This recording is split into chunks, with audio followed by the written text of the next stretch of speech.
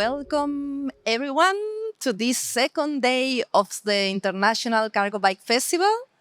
I'm Ana Castan. I'm of the team of Cicloesfera, that is the Spanish magazine of the urban cycling world. And I'm also here in a personal way because I'm also a cargo bike user since 6 months ago, and I cannot be happier with the decision I took. So today we are gonna move for our first presentation, and I have a question for you. We all know that our imagination, both individual and collective, can limit us. When it comes to cycling, people are often limited by ideas of what cycling is capable of. How then we can expand our mental horizons to include cargo cycling? So let me introduce Lindsay Broadwell. She's a researcher at the University of Amsterdam, and she's looking for cycling imaginaries at the Dutch case from a critical perspective. Thank you very much for joining us. Thank you very much. Thank you very much for having me. I'm very happy to be here. So, as I was just introduced, my name is Lindsay Broadwell. I'm a PhD researcher at the University of Amsterdam, and my project is looking at what's known as imaginaries, sort of like the stories and the imaginations that people hold and societies hold around specific ideas. And my specific focus is on cycling, and my focus here today is on cargo cycling. Because I lived for most of my life in the United Kingdom, and I was always a big-time cyclist. Like, I got my first bike at 5 years old, I got a really good one when I was a teenager, lost it, took it up again as an adult. So I'd grown up on two wheels, and I knew how liberating cycling could be. But what I found when I entered the world of work after I went to university and got into politics in the UK was when you're trying to promote cycling, people in the UK had sort of like a very limited idea of what cycling was, what it could be. You know, you had sort of like kids on bikes, and then you had like mammals, middle-aged men in lycras. People's imaginations didn't really stretch beyond that. And so when I was in university, when I was at Loughborough studying engineering for the first time, I discovered sort of like the world of cargo cycling, and this sort of like, even as a big-time cyclist, it kind of like blew my mind to see these are bikes, and you can carry kids in them, you can carry a week's worth of shopping in them, they can do all of these amazing, wonderful things. And so the challenge for me, sort of like throughout the rest of my academic career and throughout my thankfully brief political career, was how do you expand people's imaginations of what cycling can be? You know, as I said, it's like you try to promote cycling in the UK, people have this very fixed, limited idea. And so what I decided to do was instead of pursuing a PhD in the Netherlands, instead of pursuing a PhD in the United Kingdom, wrong country, I decided to pursue one in the Netherlands because my first visit here was around about March last year. And what struck me is just how casual, how normalized cycling, and particularly cargo cycling, is. You know, you see failing feeters, bikes with two kids on the back or shopping on the back if you put the right bags on. You see back feetser almost every day. And even on sort of like regular Dutch bikes, you've got cargo crates at the front, you've got racks at the back. It's all very, very normalized. But the question that I want to answer, and the question I'm trying to explore as part of my PhD, is how can we expand those horizons yet further? Because when you look at the sort of statistics around cycling in the Netherlands, it is a very high cycling rate relative to peer countries. It is, I believe, along with Denmark, the Netherlands and Denmark are the two biggest cycling cultures in the world. But when you look back at historical data, even though the Netherlands does have such a high rate of cycling, it's a lot lower than what it used to be. You go back to 1950 and people cycled twice as often, twice as far as they do now. And so one of the historic cases I'm looking at is the mobility process and the mobility transition through the 1970s. And this was in some ways a very great success because we had the rate of cycling in the Netherlands descend from its historical peak in 1950.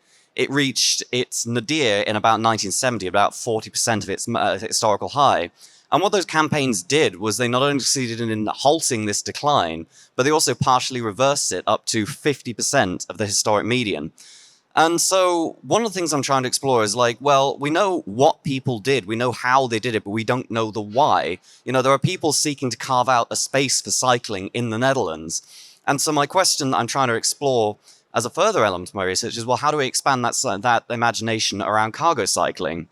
Because if you've got a back feet and you've got a sort of like manual back feet and not an electric one, it is very useful, but you are still limited by your own endurance, by the weather, by terrain. Because although it's a bit of a tired horse to beat, the Netherlands is flat. You don't really have to deal with difficult terrain in a lot of places in the same way that you do elsewhere. Maybe if you're in Nijmegen or Maastricht, you'd be more used to hills than you would be somewhere like Amsterdam or Rotterdam or Utrecht. But the thing is, it's still the case that the type of bikes you see here are sort of like informed by and in a way limited by the terrain.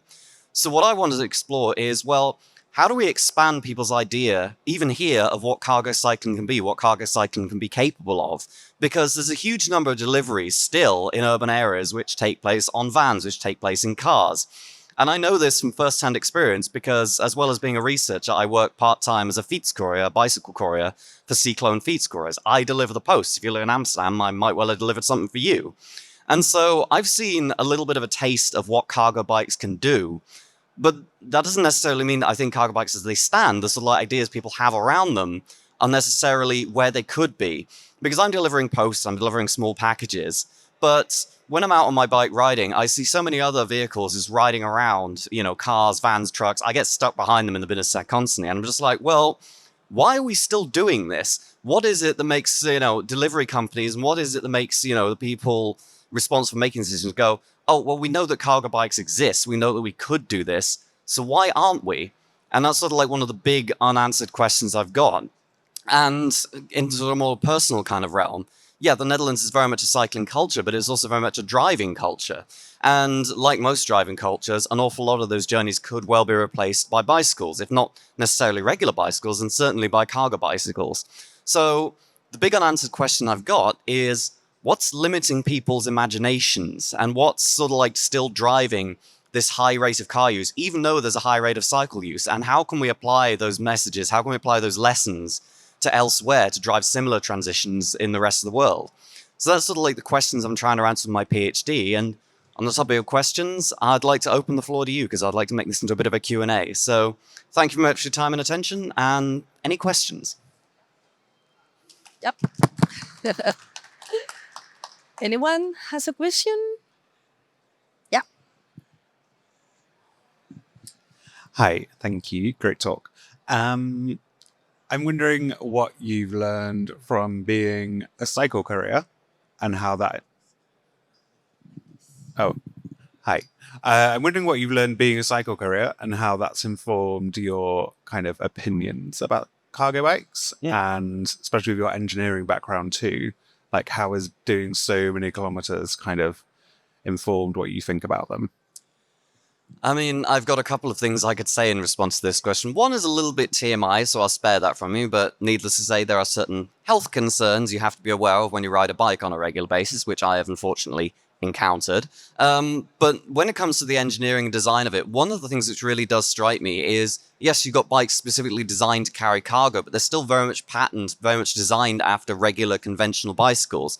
Like, you look at the sort of like very common design of back feet that there is all over the road. You see it's got this conventional bicycle back half and a really elongated beam doing a really sharp S-bend to mount the front wheel on it. And this design more or less has been copied by almost everybody else. It's like, yes, you see some with extra frame reinforcement, you see some with extra weight carrying capacity, but it's still very much just sort of like a design that's taken some of the limitations of regular bikes in terms of handling, in terms of durability, and sort of like stretched them out and tried to like build the frames much, much stronger to compensate for that. But it still feels to me like a bit of a compromise. It's like, because you need to mount a conventional fork at the front, you limit your cargo space, and that also means that there's impacts on handling. Like, the wheelbase of a back piece is very, very long, because you can't really extend the cargo hold over the front wheel because the fork's in the way.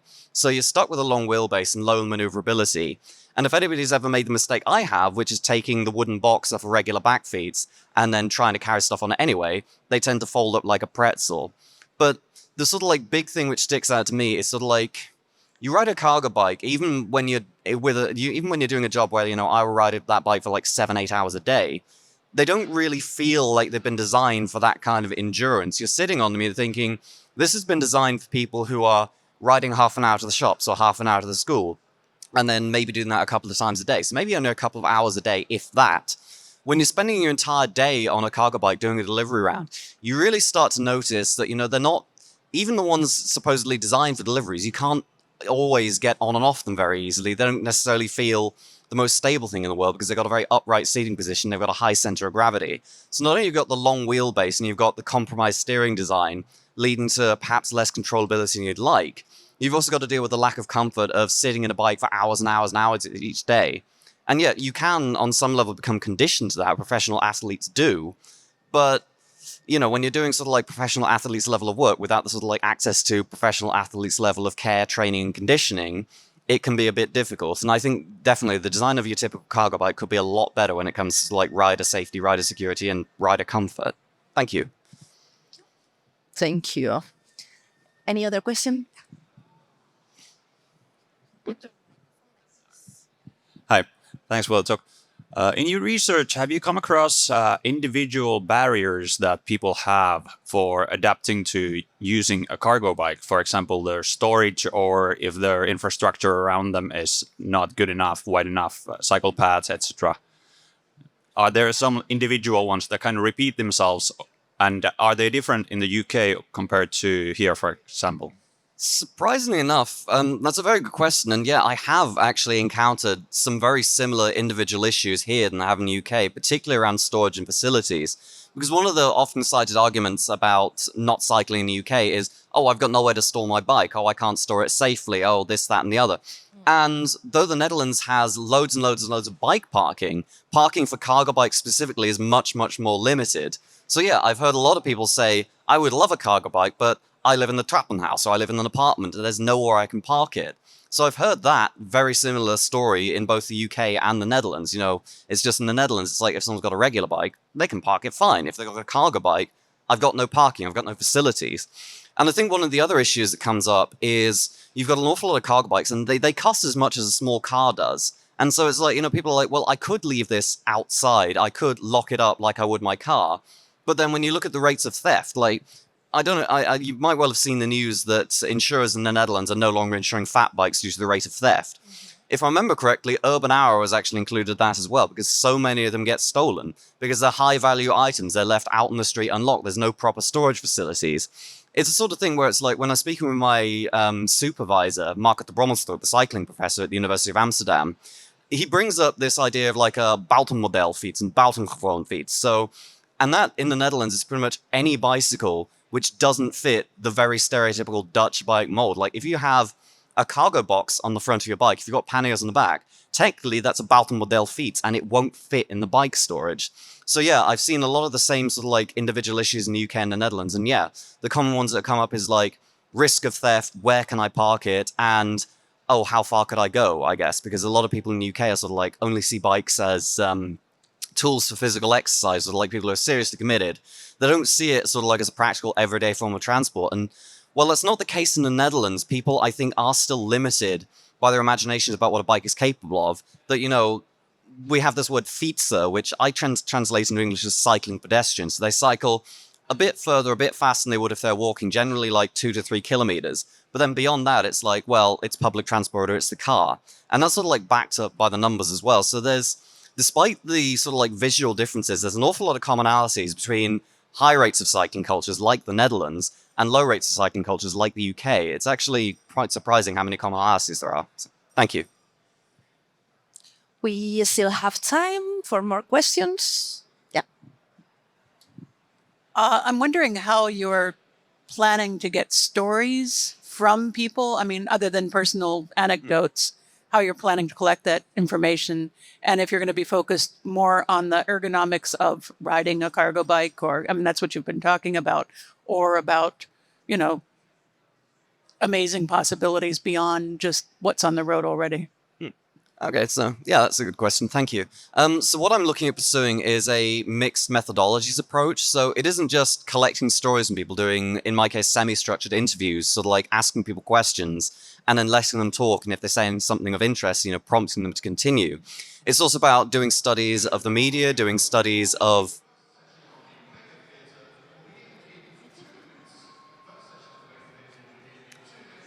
Terribly sorry about that. I wanted to avoid a bit of crosstalk. But yes, I'm looking at a mixed methodologies approach, which is not just collecting stories through interviews. It's also looking at media articles. It's looking at portrayals in television and radio series. It's looking at portrayals in films. It's looking at sort of like the ambient cultural messaging. So one of the other approaches I'm looking at is sort of like taking a look at what people say on social media or what people say when interviewed for the news or when they've been responding to surveys, is collecting as much data as I can and doing a thematic analysis to see what comes out that are commonalities around this.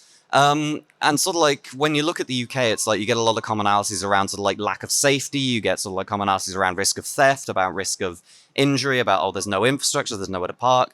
So my interest is sort of like interviewing people, and particularly people who are involved in those historic mobility campaigns, to get a sense of what these stories and imaginaries were, and then combining that with survey work on a much, much larger participant base to get an idea of how common these imaginaries are and to what extent people actually agree with them more widely.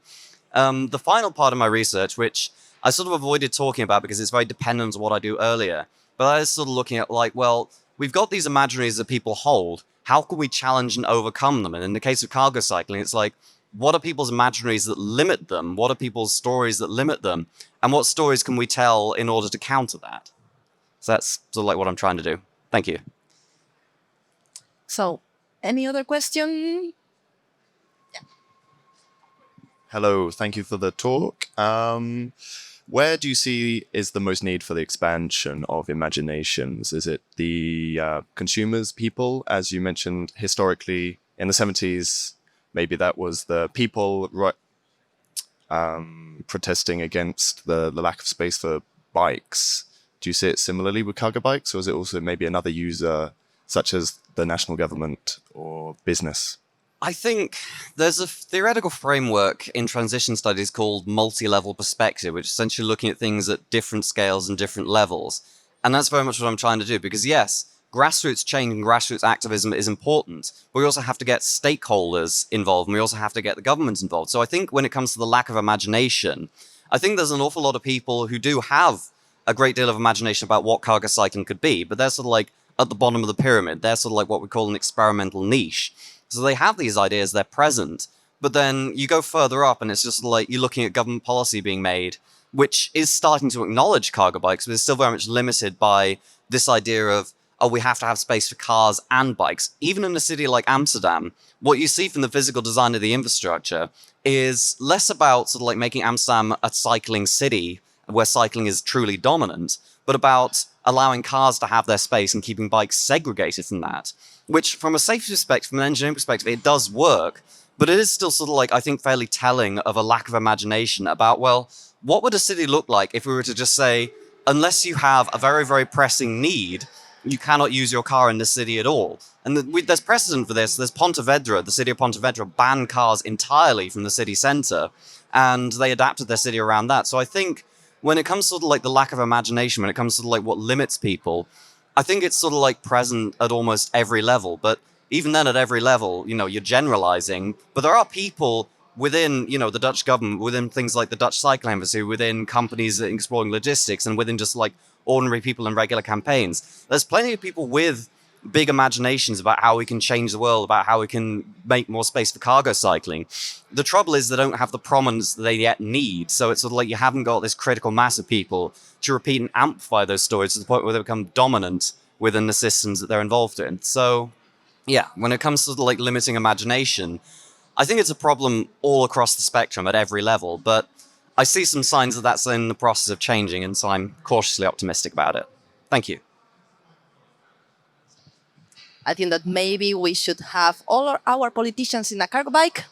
Yeah, having a round through the city, and they will know. So thank you very much, Lindsay. It was a nice talk, and I think that all of us agree with that. So thank you very much, and big applause for Lindsay. Thank you.